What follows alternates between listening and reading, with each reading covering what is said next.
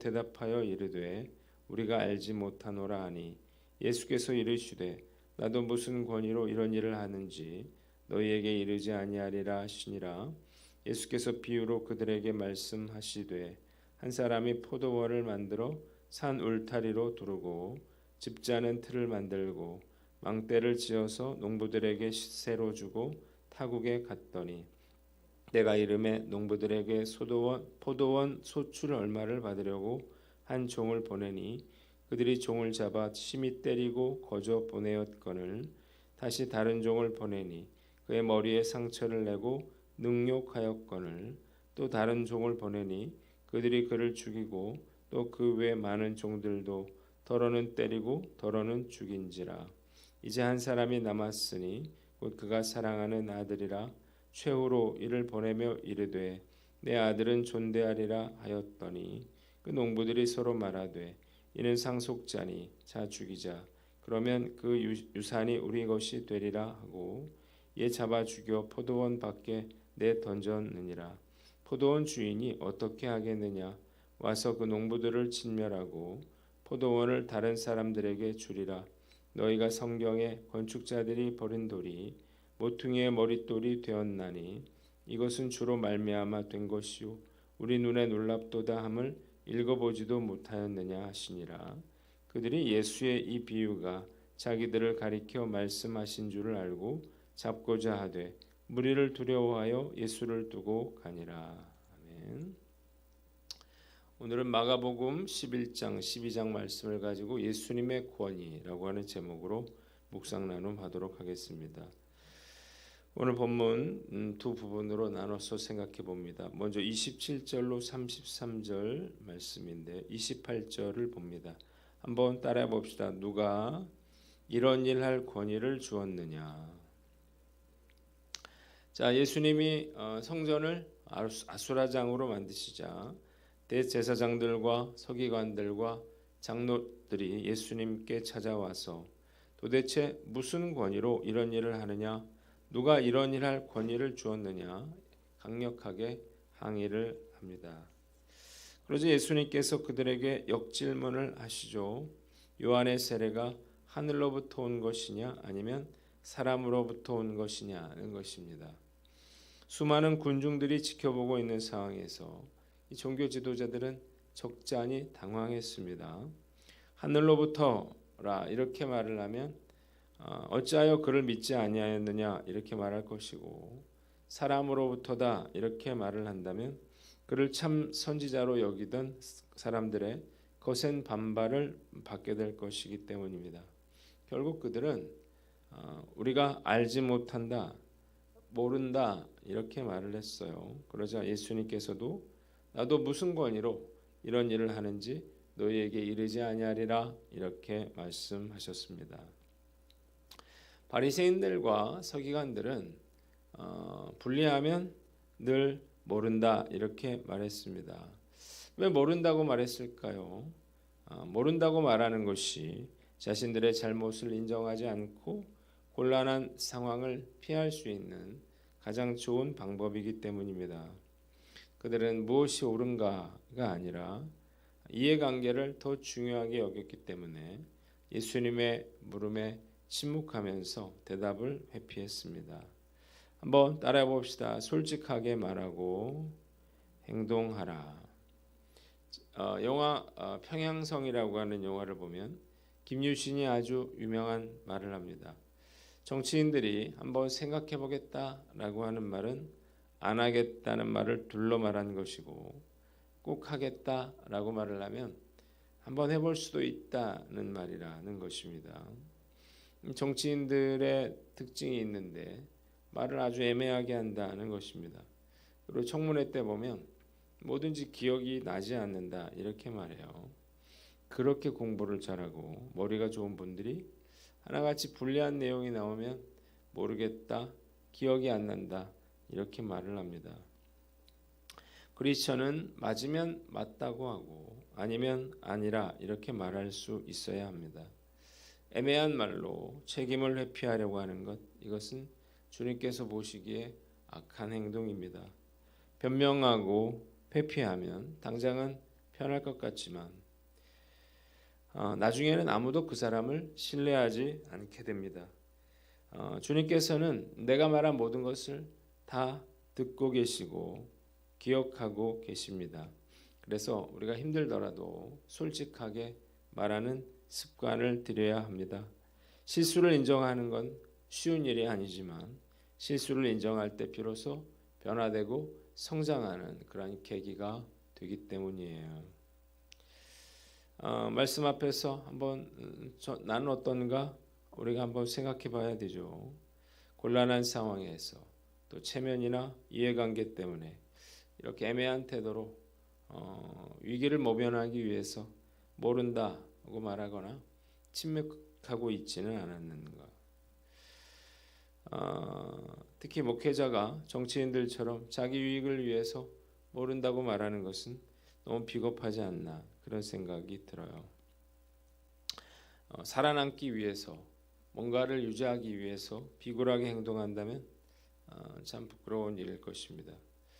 평소에 이렇게 솔직하게 말할 수 있는 또 행동하는 연습이 되어 있지 않는다면 이런 상황에서 나도 모르게 모른다 이렇게 말할 수 있을 것 같아요.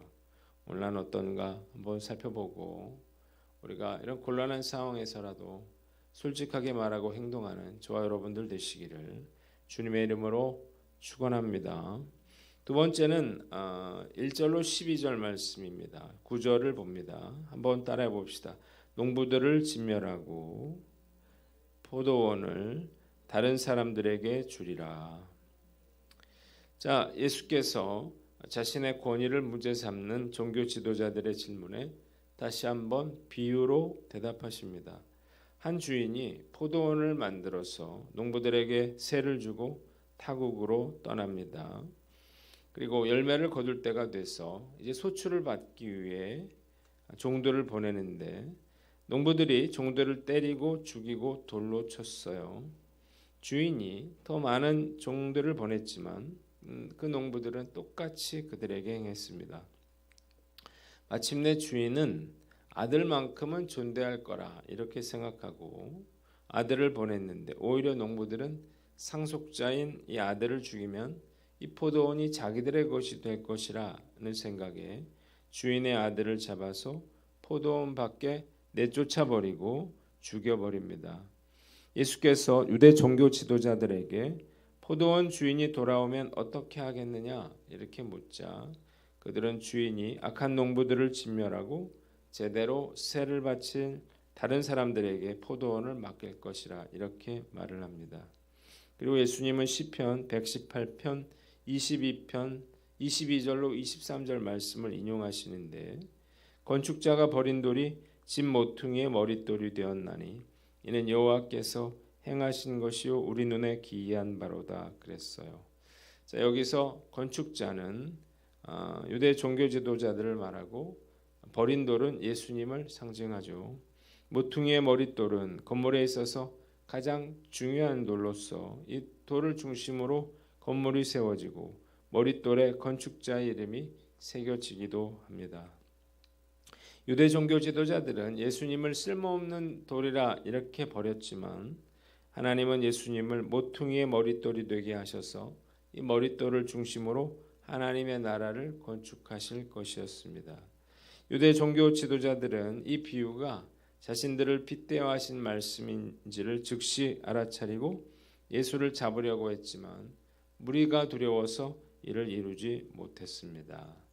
한번 따라해 봅시다. 하나님의 마음을 알라. 자, 비유 속 포도원 주인은 누구를 상징합니까? 하나님을 상징하죠. 하나님은 시대마다 백성들에게 선지자들을 보내서 회개와 순종을 촉구하십니다. 그러나 이스라엘 백성들은 어떻게 했습니까? 그 말씀에 순종하지 않고 오히려 선지자들을 잡아 죽였습니다. 마침내 하나님은 사랑하는 아들까지도 보내서 회개할 기회를 주셨는데 그들은 끝내 거절했다는 거예요. 하나님이 계속 거절당하시면서도 당신의 종들을 보내신 이유가 뭐냐? 그 아들까지 보내신 이유가 뭐냐? 그들이 돌이키기를 원하셨기 때문입니다. 말씀 묵상하면서 잃어버린 영혼들을 향한 하나님의 마음을 깨닫게 됩니다. 그래서 자꾸 사람들을 보내서 그들에게 복음을 듣게 하는 것입니다. 또한 말씀을 묵상하면서 전도됐지만 또 교회에 출석하고 있지만 하나님 말씀대로 살지 않는 그러한 사람들을 생각해 봅니다. 그들을 향한 하나님의 마음도 별반 다르지 않을 거라는 생각이 들어요. 이것에 대해서 가장 깊이 느끼고 있는 사람은 목회자죠. 한 영혼을 전도하는 것이 얼마나 힘든 일인가요? 정말 수없이 많은 권면을 하고 많은 재정을 투자해도 한 영혼 구원하는 게 어렵다고요. 정말 어렵게 교회 다니게 됐어도 또 한 사람이 믿음 안에 서는 것 참 쉬운 일이 아니에요. 끊임없이 죄에 넘어지고 시험에 듭니다. 문제를 일으키고 교회를 박차고 나가거나 완전히 신앙에서 멀어지는 그러한 성도들도 적지 않은데 이러면 목회자는 마음에 정말 찢어지는 그런 고통을 받게 됩니다. 그러나 사실 이런 모습이 바로 나의 모습이 아닌가 그런 생각이 들어요. 이만하면 좀 힘들어도 감사하며 살 수 있어야 하는 거 아닌가. 이만하면 하나님의 말씀에 좀 순종하며 살아야 하는 것 아닌가. 조금만 힘들어도 원망하고 불평하며 그리고 여전히 내가 하고 싶은 대로 그렇게 불순종하며 살아가는 것이 습관이 되어 있지는 않는지 한번 우리가 돌아봐야 하는 것입니다. 오늘 나를 향한 하나님의 마음이 어떤 것인가를 다시 한번 생각해보고 그 하나님의 은혜에 합당한 믿음의 삶을 살아가는 저와 여러분들 되시기를 주님의 이름으로 축원합니다. 두 번째는 탐욕에 빠지지 않도록 주의하라는 것입니다. 한번 따라해 봅시다. 탐욕에 빠지지 않도록 주의하라. 농부들이 계속해서 세를 받으러 온 종들을 때리고 죽이고 돌로 쳤어요. 급기야는 그 아들까지 내쫓아 죽였는데 이유가 뭐냐는 거예요. 왜 그랬어요? 탐욕 때문이죠. 욕심 때문이죠. 아들을 죽이면 이 포도원이 자기의 것이라고 생각했기 때문이에요. 이런 일들은 어디에서나 찾아볼 수 있습니다. 자기 소유의 땅에 누군가 찾아와서 그냥 땅을 내버려 두지 마시고 당분간만이라도 농사를 짓게 해달라 이렇게 사정해서 허락을 하잖아요. 그러면 1, 2년 지나면 마치 그 땅이 자기 것인 양 행세하고 나가라 이렇게 이야기를 해도 쉽게 나가지 않습니다. 집도 마찬가지고요. 자동차도 마찬가지예요. 왜 이런 일이 벌어지는가요? 욕심 때문이죠. 처음에는 고마워하지만 시간이 흐르면 당연한 것이 됩니다. 되돌려 주려고 하니까 아까운 마음이 드는 거예요. 나이가 들수록 좀 욕심이 사라지고 좀 여유가 생기면 좋겠는데 오히려 그 반대가 되는 것 같아요. 목회를 성공적으로 하신 분들 은퇴할 때 자식들에게 그 교회를 세습하는 그런 분들이 있습니다. 이분들이 궤변을 이루는데 뭐라고 말을 하냐면 세습이라는 말을 하지 말아라 하는 거예요. 계승이라 말해달라 그렇게 얘기를 하는데 승계라 말해달라 무슨 차이가 있는 건지 모르겠어요. 이런저런 이유들을 대지만 뭐 교회를 위해서 그렇다 그러지만 결국은 욕심 때문이 아닌가. 여러분 나이가 들수록 오히려 욕심은 더 커집니다. 우리가 사실 가진 게 많지 않고 버릴 게 없어서 그렇지 그래서 사람들이 어떤 자리에 앉게 되면 어떤 짓을 할지도 모르는 거예요. 잠언 30장 8절에 나로 가난하게도 마옵시고 부하게도 마옵시고 오직 필요한 양식으로 내게 먹으시옵소서 이렇게 기도했던 거예요. 욕심을 부리면 추해집니다. 가장 중요한 것을 잃어버리게 되는 거예요. 오늘 난 어떤가 한번 살펴보고 내 안에 있는 이 욕심으로 인해서 어리석은 자가 되지 않도록 날마다 치열하게 싸워가는 저와 여러분들 되시기를 주님의 이름으로 축원합니다. 세 번째는 청지기의 마음을 잃지 말아라는 것입니다. 한번 따라해 봅시다. 청지기의 마음을 잃지 말라. 자, 탐욕에 빠지지 않는 가장 좋은 방법이 뭔가요? 청지기의 마음을 잃지 않는 거죠. 자, 농부들이 이런 어리석은 행동을 하는 이유가 뭐예요? 자기 정체성을 망각했기 때문입니다. 그들은 포도원 주인이 아니었죠. 청지기일 뿐이었는데 마음에 욕심이 생기니까 이런 행동을 하는 거죠. 우리도 얼마든지 이럴 수 있습니다. 내가 마치 주인처럼 착각하며 살 수 있는 거죠. 내가 가진 모든 것들, 하나님이 잠시 나에게 맡겨주신 것들입니다. 나의 소유도, 나의 건강도, 내가 사랑하는 자녀도 다 하나님의 것이 잠깐 맡았다가 떠나는 것이 인생이에요. 그런데 사람들은 마치 이것이 자기 것인 양 착각하는 거죠. 이 세상에 내 것이 무엇이 있을까요? 죽으면 다 놓고 가야 하는 것들이에요. 그래서 공술의 공수거라고 했어요. 무슨 말이에요? 빈손으로 왔다가 빈손으로 가는 게 인생이라는 것입니다. 청지기의 마음을 우리가 잃지 말아야 됩니다. 주인인 척 하다가는 진짜 주인이신 주님 앞에 큰 책망을 받게 되는 거예요.